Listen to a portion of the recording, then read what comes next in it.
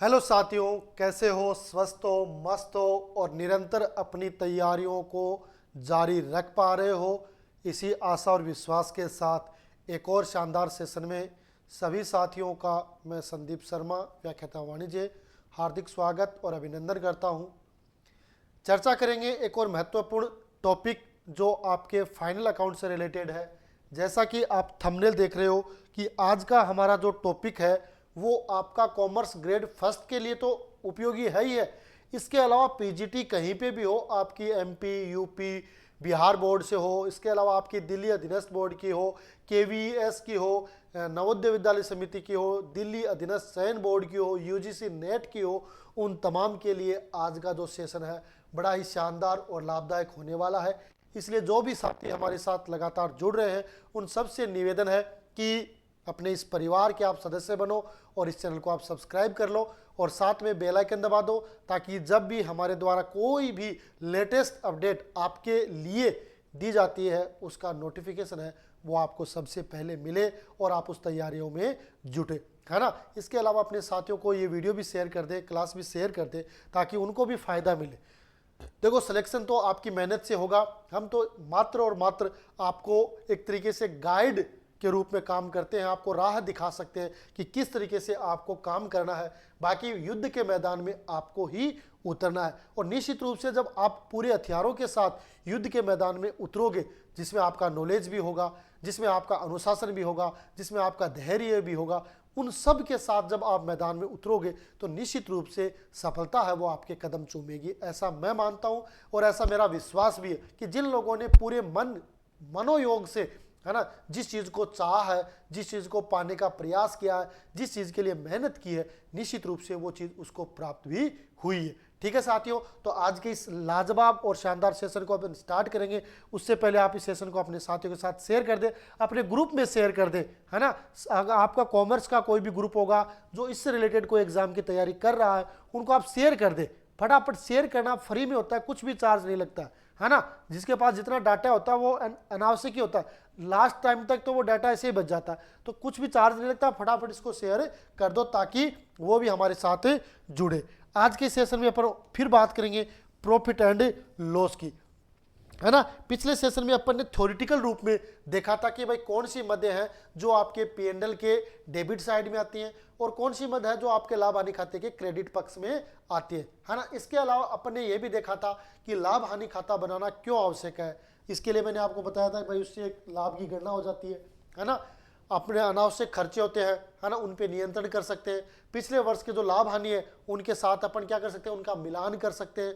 इसके अलावा जो अपने को टैक्स चुकाना होता है, टैक्स की गणना करने के लिए अपने को क्या चाहिए, प्रॉफिट चाहिए, तो उसके आधार पर उसके कुछ फायदे होते हैं। इसीलिए अपन अंतिम खाते जब तैयार करते हैं तो उनमें आपका ट्रेडिंग अकाउंट, पीएनएल अकाउंट और बैलेंस शीट है, उन सबको शामिल किया जाता है। ठीक है साथियों, तो अब आगे की जो चर्चा है वो अपन करेंगे कि किस तरीके से एक पीएनएल यानी प्रॉफिट एंड लॉस अकाउंट का जो फॉर्मेट है वो काम करता है। ये तो थी थ्योरेटिकल, अब आप फॉर्मेट में देखोगे तो फॉर्मेट में आप इजीली समझ जाओगे। ठीक है, तो देखो अपन आज के सेशन को बढ़ाते हैं। ये आपके सामने है, क्या है, ये आपके सामने है प्रॉफिट एंड लॉस अकाउंट का फॉर्मेट। क्या है, प्रॉफिट एंड लॉस अकाउंट का फॉर्मेट है, लाभ हानि खाते का प्रारूप है। इसके दो पक्ष होते हैं, इसको अपन क्या कहते हैं, डेबिट पक्ष, है ना, और ये होता है आपका क्रेडिट पक्ष, है ना। इस साइड अपन बाई का यूज करते हैं क्रेडिट साइड में और डेबिट साइड में टू का यूज करते हैं, है ना। टू डेबिट साइड में टू लिखते हैं और क्रेडिट साइड में बाई लिखते हैं, है ना। अब अपने को एक चीज तो मैंने आपको बताई थी पिछले सेशन में कि जितने भी जो आपके अप्रत्यक्ष व्यय, है ना, चाहे वो आपके फैक्ट्री से रिलेटेड हो, चाहे वो आपके ऑफिस से रिलेटेड हो, चाहे वो आपके एडमिनिस्ट्रेटिव से रिलेटेड हो, चाहे वो आपके सेलिंग एंड डिस्ट्रीब्यूशन से रिलेटेड हो, उन तमाम आपके इनडायरेक्ट एक्सपेंसेस को अपने को पीएनएल के डेबिट पक्ष में दिखाना होता है ना। और जितनी भी आपकी आय होती है ना, इन्हीं का दूसरा रूप क्या होता है, आय होता है। जैसे अपन कमीशन चुकाते हैं तो आप अपना खर्चा हो जाता है, लेकिन जब अपन कमीशन प्राप्त करते हैं तो वो आय हो जाती है। उसी प्रकार अपन ब्याज चुकाते हैं तो अपने लिए खर्चा है और ब्याज प्राप्त करते हैं तो अपने लिए आय हो जाती है ना। उसी तरीके से अपन किराया चुकाते हैं तो अपने लिए खर्चा है और किराया प्राप्त कर लेते हैं तो अपने लिए आय होती है, क्योंकि व्यापार में आय और व्यय दोनों चलते रहते हैं। आपको आय कब होगी, जब आप प्रॉपर रूप से व्यय करोगे, कहीं ना कहीं कुछ आप खर्चा करोगे, तब आपको आय प्राप्त होगी, है ना। तो इसलिए अपन क्या मान सकते हैं, कुछ ऐसी आय होती है जो आपके क्रेडिट पक्ष में लिखी जाती है। तो एक चीज तो अपने को दिमाग में ये बैठा सकते हो कि भाई क्रेडिट पक्ष की जो मद है ना वो बहुत ही कम है, उनको आप ध्यान में रख लो। इसके अलावा जितने भी बच गए ना वो आपकी कहाँ आएंगी, लाभ हानि खाते के डेबिट पक्ष में ही दिखाई जाएगी। तो सबसे पहले अपन बात करेंगे क्रेडिट पक्ष की, क्रेडिट पक्ष में कौन कौन सी मद दिखाई जाती है। तो सबसे पहले आता है बाई ग्रॉस प्रॉफिट, जो आपका कहां से आएगा, ट्रेडिंग अकाउंट से आएगा। मैंने आपको बता दिया था कि ग्रॉस प्रॉफिट कब होता है, जब ट्रेडिंग अकाउंट का क्रेडिट पक्ष ज्यादा है और डेबिट कम है, तो आपको ग्रॉस प्रॉफिट हुआ है। और उस ग्रॉस प्रॉफिट को यहां पे लिखेंगे by gross profit transferred from trading account, जिसको कहां से ट्रांसफर किया गया है, ट्रेडिंग अकाउंट से। पिछली क्लास में भी मैंने बताया था कि जो आपका कॉस्ट ऑफ प्रोडक्शन है, किसका बैलेंस होता है, मैन्युफैक्चरिंग का। जब अपन मैन्युफैक्चरिंग अकाउंट तैयार करते हैं तो उसका बैलेंस आता है कॉस्ट ऑफ प्रोडक्शन, जिसको ट्रांसफर करते हैं अपन ट्रेडिंग अकाउंट में। ट्रेडिंग अकाउंट का बैलेंस आता है या तो ग्रॉस प्रॉफिट या ग्रॉस लॉस, उसे ट्रांसफर करते हैं अपन P&L अकाउंट में। और फिर P&L अकाउंट का बैलेंस आता है या तो नेट प्रॉफिट या नेट लॉस, और उसे अपन ट्रांसफर करते हैं बैलेंस शीट के लायबिलिटी साइड में कैपिटल में से, है ना। या तो कैपिटल में जोड़ देंगे या कैपिटल में घटा देंगे। अगर नेट प्रॉफिट है तो कैपिटल में जोड़ देंगे, और नेट लॉस है तो कैपिटल में से घटा देंगे। ठीक है साथियों, ओके, यहां तक बात क्लियर है। तो ये अपने पास ग्रॉस प्रॉफिट होगा जो अपने ट्रेडिंग से ट्रांसफर होके आएगा। इसके अलावा आपका रेंट, है ना। अब देखो बाई साइड में आ गया ना, तो ये ऑटोमेटिक क्या हो गया, आपका रिसीव्ड हो गया, है ना। बाई रेंट रिसीव्ड आपने प्राप्त किया है ना। बाई डिस्काउंट रिसीव्ड आपने कोई बट्टा प्राप्त किया है ना। बाई कमीशन रिसीव्ड आपने कोई कमीशन प्राप्त किया है। बाई इंटरेस्ट ऑन इन्वेस्टमेंट आपने किसी विनियोग पर ब्याज प्राप्त किया, है ना। कंपनी अपना पैसा कहीं ना कहीं इन्वेस्ट भी तो करती है ना, तो उस इन्वेस्ट के कोई ब्याज प्राप्त होता है, तो वो भी आय, ठीक है। या आपने डिविडेंड ऑन शेयर्स, आपने अंशों पर लाभांश प्राप्त किया है, तो ये आपकी आय होगी। इसके अलावा एक जो प्रशिक्षु फीस होती है ना, अप्रेंटिसशिप फीस होती है, वो भी आपकी आय में ही शामिल होती है ना। वो क्या होता है, जब अपन किसी को प्रशिक्षण देने जाते हैं और उसके बदले में कुछ राशि प्राप्त करती है अपने को, तो नाम तो फीस है वो, है ना, नाम तो फीस है, लेकिन वो है आय, क्योंकि वो अपनी फीस, अपन वहां से वो चार्ज है अपन ने किया है, वो अमाउंट अपन लेके आए हैं, है ना। तो वो भी अपन मान सकते हैं, वो भी क्रेडिट पक्ष में ही दिखाई जाती है। तो कुल मिलाकर ये आपकी 5-7 मद ऐसे हैं जो आपकी क्रेडिट पक्ष में आती है। एक अपना ये हो सकता है जो मैंने आपको बताया था, profit on sale of fix assets, है ना। किसी भी स्थायी संपत्ति को बेचने से कोई लाभ होता है, तो वो भी आपका बाई साइड में आता है। मैंने ले लिए, लेकिन फिर भी आप समझ जाओगे कि भाई अप्रत्यक्ष आपकी आय होगी, अप्रत्यक्ष आपका व्यय होगा, वो आपको P&L अकाउंट में शो करना होता है। इसके अलावा देखो, अगर डेबिट में बात करें तो डेबिट में आएगा टू ग्रॉस लॉस, है ना, ट्रांसफर फ्रॉम ट्रेडिंग अकाउंट, ये भी ग्रॉस लॉस आएगा, है ना। इसके अलावा देखो to office and administrative expenses, office और प्रशासनिक खर्चे होते हैं वो आते हैं, जिसमें आपका सैलरी है तो टू सैलरी, आपका सैलरी एंड वेजेज है तो टू सैलरी एंड वेजेज है, to rent rates and taxes है ना, टू प्रिंटिंग एंड स्टेशनरी है, टू पोस्टेज एंड टेलीग्राम है, टू लाइटिंग है, टू इंश्योरेंस प्रीमियम है, टू टेलीफोन चार्जेज। ये इंश्योरेंस प्रीमियम किसका है, उस माल का, व्यक्ति का स्वयं का नहीं है, स्वयं का इसमें नहीं आएगा। इंश्योरेंस प्रीमियम है या तो आपने कोई सामूहिक जीवन बीमा पॉलिसी व्यापार की ले रखी है, उसका माना जाएगा। टेलीफोन चार्जेज है ना, टू लीगल चार्जेज है, ये आपके डेबिट साइड में दिखाए जाएंगे, है ना। तो इनको अपने को ध्यान में रखना है। बढ़े आगे। इसके अलावा देखो इसमें आगे ना और भी देखो देख रखे हैं, है ना। इसके अलावा वापस क्रेडिट साइड में आते हैं, है ना। पहले क्रेडिट की बात करेंगे तो क्रेडिट में आ गया बाय बैड डेब्ट्स रिकवर्ड, है ना। आपने कोई रिकवर्ड किया है बैड डेब्ट्स, है ना, ऐसी राशि जो आपने डूबी हुई मान ली थी और अब संयोग से उस देनदार का जो जमीर है वो जगह और उसने सोचा कि भाई राशि देनी चाहिए, तो उसने वो राशि चुकाई, तो बैड डेब्ट्स रिकवर्ड हो सकता है ना।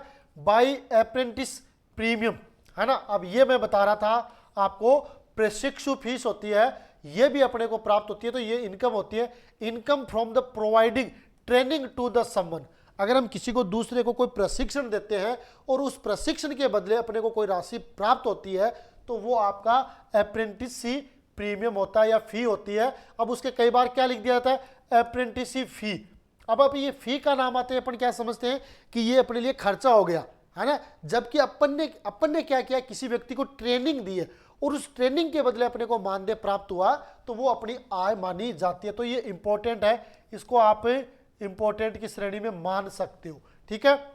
इसके अलावा profit on sale of assets, आपने किसी संपत्ति को बेचा और बेचने से लाभ हो गया, है ना।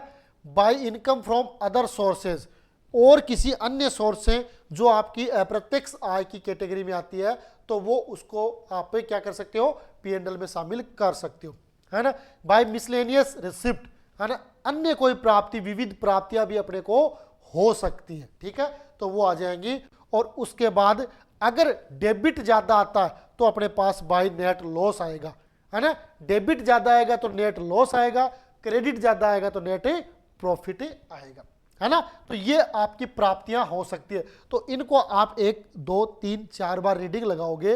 वैसे तो आपने 11वीं और 12वीं में ये सारी चीज पढ़ी हुई है ना। फिर भी अपन बात कर रहे हैं पाठ्यक्रम के अकॉर्डिंग, क्योंकि आरपीएससी ने एक सिलेबस जारी किया गया है और उस सिलेबस में ये पॉइंट दे रखे, है ना। तो उनको अपन पढ़ने का प्रयास कर रहे हैं, जो जो आपके पाठ्यक्रम में है उन्हीं पे अपन बात कर रहे हैं। इसके अलावा अपन प्रयास करेंगे कि बहुत ज़्यादा जो अनावश्यक चीज़ है उनको नहीं पढ़े, थोड़ा बहुत अपने को, क्योंकि कई चीज़ ऐसे जुड़ के आती है। जैसे इसमें आपका जो चैप्टर है उसमें बैंक रिकॉन्सिलेशन का टॉपिक नहीं दे रखा कि, तो क्या अपन उसको छोड़ सकते हैं? मेरे को ये लगता है उसको छोड़ना नहीं चाहिए, है ना। क्यों? क्योंकि छोटा सा चैप्टर है और आराम से आप उसको आधे दिन में पूरा कर सकते हो। लेकिन अगर पढ़ोगे तो आपका एक कॉन्फिडेंट होगा कि हाँ, ये चीज़ भी मेरी एक्स्ट्रा पढ़ी हुई है, उसका बेनिफिट भी आपको मिल सकता है, ठीक है।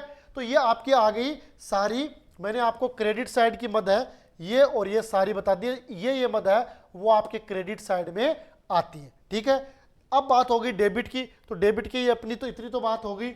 अब आगे देखते हैं और कौन कौन सी होती है। जैसे ऑडिट फीस, अंकेक्षण कोई चार्जेज है तो वो आपका 2 साइड में आएगा। टू एस्टेब्लिशमेंट एक्सपेंसेस, स्थापना व्यय है तो वो आएगा। टू ट्रेड एक्सपेंसेज तो वो आएगा। टू जनरल एक्सपेंसेज, है ना, सामान्य कोई खर्चे हैं तो वो आएंगे। To selling and distribution expenses हो सकते हैं, जिसमें आपका टू कैरीज आउटवर्ड और ऑन सेल्स, है ना, आपने गाड़ी भाड़ा चुकाया है बिक्री पे तो वो आ सकता है। टू एडवर्टाइजमेंट, विज्ञापन भी हो सकता है। To commission, to brokerage, to bad debts, to export duty, to packing charges, है ना। अब ये पैकिंग चार्जेज है वो भी इंपॉर्टेंट है। मैंने आपको बताया था कि ऐसी पैकिंग जिसको किए बगैर अपन उस माल को नहीं बेच सकते तो वो आपका डायरेक्ट खर्चा होगा, है ना। लेकिन ऐसी पैकिंग उसको अपन नॉर्मली के रूप में बेच रहे हैं तो वो आपका इनडायरेक्ट की कैटेगरी में आएगा और सेलिंग एंड डिस्ट्रीब्यूशन में आएगा, ठीक है। तो ये चीज भी अपने को ध्यान में रखना है। ये पैकिंग वाला है वो भी कंफ्यूज करता है ना। टू डिलीवरी वैन एक्सपेंसेज, है ना, आपने कि कोई माल है उसको डिलीवरी किया है, उस वैन का आपने किराया दिया तो वो एक्सपेंसेज। टू ट्रेवलिंग एक्सपेंसेज, यात्रा व्यय, आपका कोई कार्मिक है कहीं माल को बेचने के लिए या फ्री सैंपल देने के लिए कहीं जाता है तो वो उसका खर्चा है, वो भी आपका इनडायरेक्ट में आता है, ठीक है। इसके अलावा टू स्टेबल एक्सपेंसेज है। To financial expenses and abnormal expenses है। डिस्काउंट अलाउड है, आपने कोई बट्टा दिया है तो डिस्काउंट अलाउ है। टू रिपेयर है, आपने किसी को सामान की मरम्मत वगैरह करवाई है तो है। टू डिप्रिसिएशन है, संपत्तियों का निरंतर प्रयोग करने से उसके मूल्य में जो कमी आती है उसको अपन डिप्रिसिएशन कहते हैं। और डिप्रिसिएशन है वो एक तरीके से खर्चा होता है ना, एक तरीके से व्यय होता है, तो उसको P&L के डेबिट साइड में दिखाते हैं। टू इंटरेस्ट है, आपने ब्याज चुकाया है। टू बैंक चार्जेज है, आपने किसी प्रकार के बैंक के कोई चार्जेज है वो चुकाए हैं, है ना। टू एंटरटेनमेंट एक्सपेंसेज है, अपने कार्मिकों को कई बार क्या होते हैं उनको काम के प्रति और सजग करने के लिए उनके मनोरंजन पर व्यय किया जाता है ना, मनोरंजन पे व्यय किया जाता है तो वो भी आता है। To conveyance expenses in donation and charity, है ना, तो डोनेशन दिया आपने, कोई चैरिटी दिया, दान वगैरह देते हो वो भी आपका खर्चा है। है ना, to loss on sale of assets, to loss on sale of assets, आपने स्थायी संपत्ति को बेचा है और उसको बेचने से अगर आपको कोई नुकसान हुआ है ना, हानि हुई है, तो वो डेबिट में आएगी, और अगर लाभ हुआ तो वो क्रेडिट में आपको शो करना होता है। ठीक है, टू लॉस बाय फायर, माल है, लॉस बाय फायर है, लॉस बाय फ्लड है, लॉस बाय अर्थक्वेक है ना, लॉस बाय थेफ्ट है ना, इस तरीके से कोई हानि होती है तो वो भी आपका P&L के डेबिट साइड में शो होता है। इसके बाद दोनों का टोटल कर लेंगे, अगर क्रेडिट पक्ष ज्यादा है तो आ जाएगा टू नेट प्रॉफिट, और इसको कहां ट्रांसफर कर देंगे, बैलेंस शीट में ट्रांसफर कर देंगे, है ना, ट्रांसफर टू कैपिटल अकाउंट, यानी बैलेंस शीट की लायबिलिटी साइड में जो आपकी कैपिटल होगी उसमें आपका नेट प्रॉफिट है वो ऐड हो जाएगा, और अगर ग्रॉस लॉस है तो उस कैपिटल में से वो लेस हो जाएगा। ठीक है, यहां तक बताओ, देखो कोई डाउट है, क्योंकि पूरा का पूरा फॉर्मेट जितनी मटेरियल अपन इसमें शामिल कर सकते थे उन सब को अपन ने शामिल करने का प्रयास किया है ना। मैटर अपने पास जो बुक्स होते हैं उन्हीं में से आता है, अपन कहीं भगवान के पास से लेके नहीं आते, उनको अपन समराइज करने का प्रयास करते हैं, तो सब का मैंने समराइज करके एक जगह आपको उपलब्ध करवा दिया, और वो भी डिजिटल प्लेटफॉर्म के माध्यम से। अगर मैं ये लिखता तो हो सकता है कोई मीनिंग मिस्टेक हो जाए, बोर्ड में सही राइटिंग नहीं आए, आपको समझ में आए या नहीं आए, लेकिन कंप्यूटर जब अपने पास है, संसाधन अपने पास हैं, तो क्यों ना संसाधनों का उपयोग किया जाए। हमारा टारगेट यही है कि भाई ये चीज़ आपके पास पहुंचनी चाहिए, है ना। इसमें ये नहीं कि ये तो पहले टाइप करके लेके आ गए, अरे टाइप करने में भी तो मेहनत लगती है, कितना काम करना पड़ता है, तो ये सारी चीज़ आपको एकदम क्लियर दिख रही है, विजिबल है सारी की सारी। और अगर हाथ से लिखते हैं तो वो भी किताब की, है ना, लेकिन वो विजिबल नहीं हो, कोई मीनिंग मिस्टेक हो, आपको दिक्कत हो, अब अपन ने पूरी की पूरी चीज़ है वो आपको एकदम clear cut point two point आपको बता दिए, अब आपको कहीं कोई समस्या नहीं होनी चाहिए, है ना। बाकी देखो दुनिया कुछ भी कहती है, अपने टारगेट ये होना चाहिए, कम्युनिकेशन बढ़िया होना चाहिए, जो चीज़ अपन डिलीवर कर रहे हैं उस बच्चे के वो समझ में आनी चाहिए, है ना, चाहे वो कैसे ही आए। ठीक है साथियों, तो ये चीज अपनी होगी P&L के फॉर्मेट से रिलेटेड, जिसमें कुछ मदे आपके डेबिट साइड में आएंगी और कुछ क्रेडिट साइड में आएंगी। ठीक है, अब ये तो आ जाती है, इनमें तो कई बार पूछ लिया जाता है, अब इनकी अंतिम प्रविष्टियां भी होती है ना, तो वो अंतिम प्रविष्टि कैसे होती है वो भी परीक्षा में बहुत बार पूछी जाती है, तो उससे रिलेटेड अपन चर्चा करेंगे। देखो अंतिम प्रविष्टियां, जिसको अपन क्या कहते हैं, फाइनल एंट्रीज, फाइनल एंट्रीज, है ना, फाइनल एंट्रीज। अब इसमें क्या होता है कि लाभ हानि खाते से संबंधित मदों को लाभ हानि खाते में हस्तांतरण यानी ट्रांसफर करना ही अंतिम प्रविष्टि कहलाता है। अब परीक्षा में पूछा भी जा सकता है कि भाई अंतिम प्रविष्टि आप क्या होती है ना, फाइनल एंट्री या क्लोजिंग एंट्री भी कह सकते हैं, है ना, फाइनल भी कह सकते हैं और इनको क्लोजिंग एंट्रीज भी कहते हैं, है ना, अंतिम प्रविष्टियां। तो जो लाभ हानि खाते में ट्रांसफर करते हैं ना, उसको ही अपन अंतिम प्रविष्टियां कहते हैं।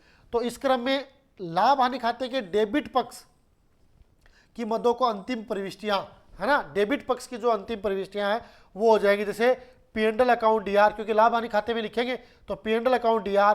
अब P&L अकाउंट में क्या लिखेंगे, to salary account, to salary and wages account, to rent rates and taxes account, to carriage outward account, है ना, interest on loan account, loss on sale of assets account, general expenses account, है ना। इन सब को अपन ने किस में transfer कर दिया, लाभ हानि खाते में, जो व्यापार की लाभ की स्थिति को दर्शाता है ना।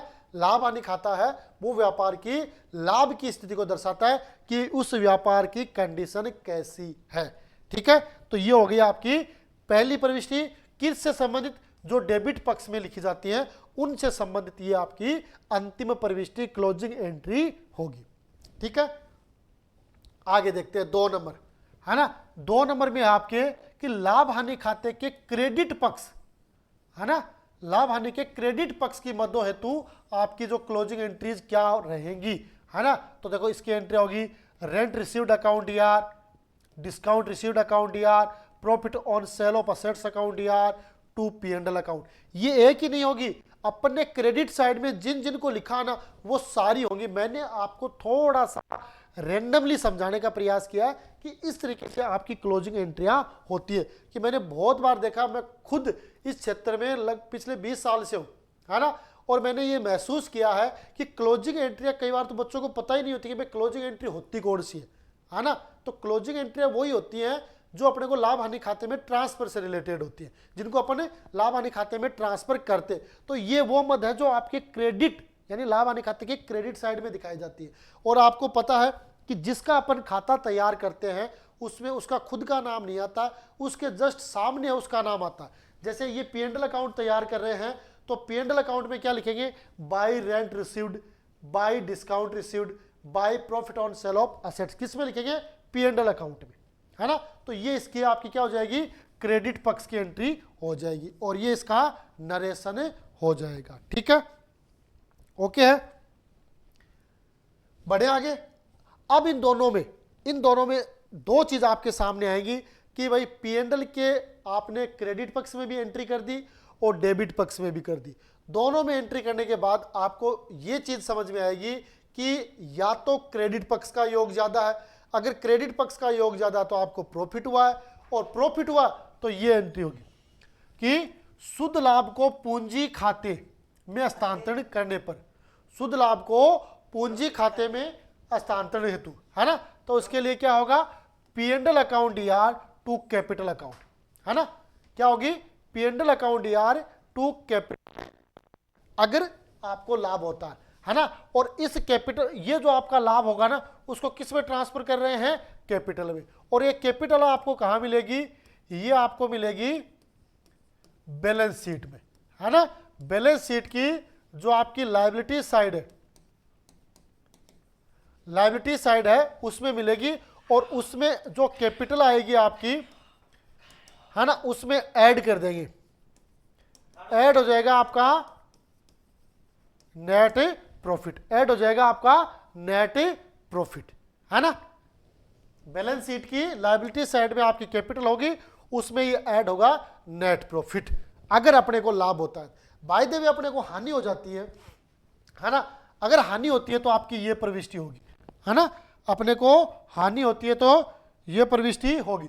शुद्ध हानि की स्थिति में उसे पूंजी खाते में तो ट्रांसफर करेंगे, लेकिन एंट्री विपरीत हो जाएगी, कैपिटल अकाउंट या टू P&L अकाउंट, और वही आपकी जो बैलेंस शीट में आएगी आपकी कैपिटल होगी, है ना, उस कैपिटल में से लेस होगा नेट लॉस, है ना। ठीक है, कैपिटल में से नेट लॉस है वो आपका लेस हो जाएगा। तो एंट्री हो जाएगी शुद्ध हानि की स्थिति में ट्रांसफर उसी कैपिटल अकाउंट में ट्रांसफर करना है, एंट्री शुद्ध लाभ की विपरीत हो जाएगी। शुद्ध लाभ में एंट्री करते हैं P&L अकाउंट या टू कैपिटल, अब हानि होने पर एंट्री हो जाएगी कैपिटल अकाउंट या टू P&L अकाउंट। ठीक है साथियों, समझे मेरी बात। तो लाभ हानि खाते के फॉर्मेट के डेबिट पक्ष की मद और लाभ हानि खाते के फॉर्मेट में क्रेडिट पक्ष की मद प्लस उसकी क्लोजिंग एंट्रियों से रिलेटेड अपन ने आज के इस सेशन में चर्चा की है ना। निश्चित रूप से मैंने आपको बहुत ही संक्षेप में समझाने का प्रयास किया है, क्योंकि अपना टारगेट है टारगेट RES। अपने को 2025 में एक बढ़िया सरकारी जॉब की आवश्यकता है ना, और उसके लिए अपन प्रयास करेंगे कि जहां जहां से प्रश्न बनते हैं, है ना, उन प्रश्नों को उठाने का प्रयास करेंगे। साथ में अपन जो ओल्ड पेपर है उनका भी अध्ययन करेंगे कि भाई किस तरीके से कौन सा ओल्ड पेपर में कितने क्वेश्चन आए हुए हैं, किस तरीके के क्वेश्चन है वो एग्जाम में आ रहे हैं, है ना। उन तमाम टॉपिक पर लगातार अपन चर्चा करेंगे। आप और हम एक परिवार के रूप में जुड़ेंगे तो निश्चित रूप से आपका और हमारा अनुभव, आप युवाओं का जोश और हमारा अनुभव आपके काम में आएगा, और वो चीज आपको वर्ष 2025 में सफलता प्राप्त करने के लिए सहयोग करेगी।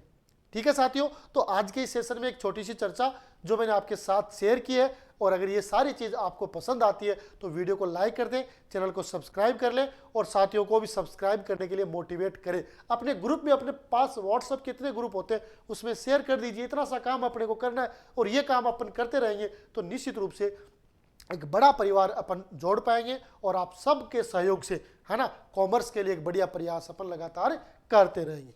आज के सेशन में इतना ही, मिलेंगे अगले सेशन में, तब तक के लिए जय हिंद, जय भारत।